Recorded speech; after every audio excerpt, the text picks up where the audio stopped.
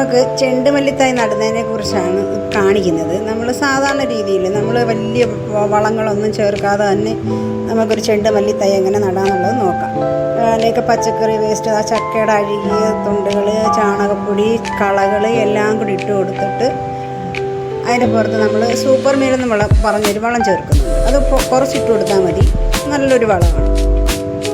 ഈ ചാണകപ്പൊടിയുടെ മേളിൽ നമ്മൾ ട്രൈക്കോഡർമ വിതറിയിട്ടുണ്ട്. അത് കുമിൾ രോഗങ്ങളൊക്കെ വരാതിരിക്കാനായിട്ട് ട്രൈക്കോഡർമ കൊടുക്കുക. എന്നിട്ട് അത് കഴിഞ്ഞതിന് ശേഷം സൂപ്പർ മീലെന്നുള്ള ഒരു വളം നമ്മൾ ഇട്ട് കൊടുക്കുക. ഒരു പിടി മതി. ഒരു പിടി ഇട്ട് കൊടുത്തതിന് ശേഷം ഇത് നല്ലോണം അങ്ങ് മണ്ണിട്ട് മൂടുക.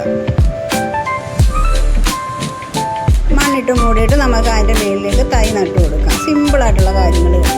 അല്ലാതെ ഭയങ്കരമായിട്ട് മസിലൊക്കെ പിടിച്ചിട്ട് കാശ് കൊടുത്ത് വളവും മറ്റും വാങ്ങിച്ചിട്ട് അതൊന്നും വേണ്ട. നമുക്ക് സാധാരണ രീതിയിൽ നമുക്ക് ചെണ്ടുമല്ലി തൈ നടാം. ഇങ്ങനെ നട്ടാലും കിളിക്കും, നല്ല പൂ ഉണ്ടാവുകയും ചെയ്യും. പിന്നെ ഇടയ്ക്കിടയ്ക്ക് നമ്മൾ ലിക്വിഡ് വളങ്ങൾ കൊടുത്തുകൊണ്ടായിരുന്നാൽ മതി.